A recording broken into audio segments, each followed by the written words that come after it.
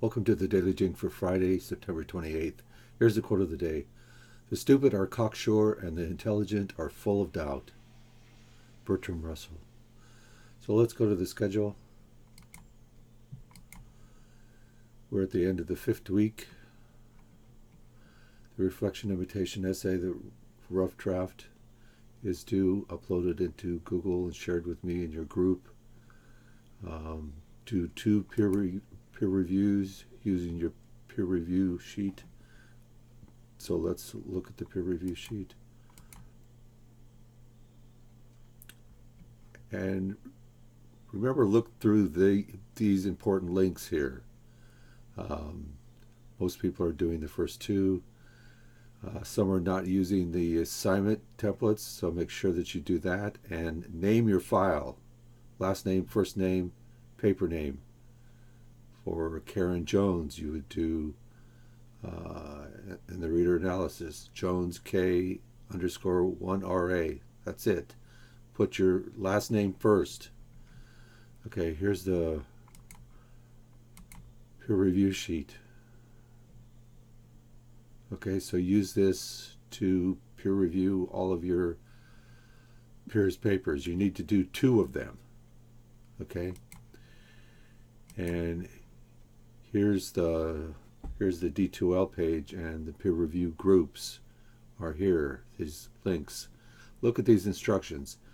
I know they're for English 110, my online 110 course, but they're the same instructions for doing peer reviews for this class too. So ignore the instructions about 110. You need to go into the spreadsheet here and take your partner's papers and go into your paper and share them, and then you'll find your paper, or you'll find their papers shared with you in your shared with me folder in Google. It's all in the instructions here, so please look at those. And also refer back to View and Do 1.3, where it talks about doing peer reviews. You should have already done that peer review in the last, when we were doing the last paper. Okay, let's go back to the notes. Your task in the reflection imitation essay is to formulate a myth about how you learn to do something. It should work for how you conceive of yourself now. The past only works in as far as it gives us the blueprint for the future. Since we don't know the future, we need to find a past that equates to a future we might like. So we cobble together shards of the past to express our future. The past becomes, in this sense, a floating target that we pick and choose from to put a face on who we are now and who we want to be. The who we want to be is not as clear to us, but our need to fashion a past that will get us there is a priority whether we know it or not.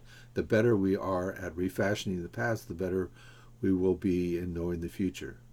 Myth-making or origin-making satisfies our need for ancestors who were brave and noble, so that everyone will see how brave and noble we are. And it's not that we aren't brave and noble, but so far no one knows that. So if we tell a good story, then we will become brave and noble by describing ourselves as possessing those attributes.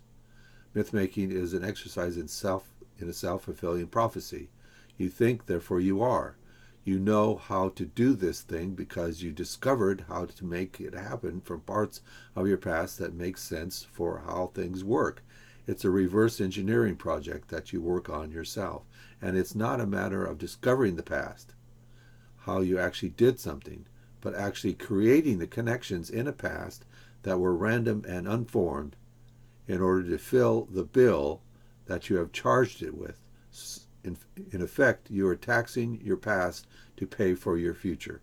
You are telling a story, a lie, to tell the truth about what you have become and where you are going. Okay, the question of the day, where can I find my peer review groups?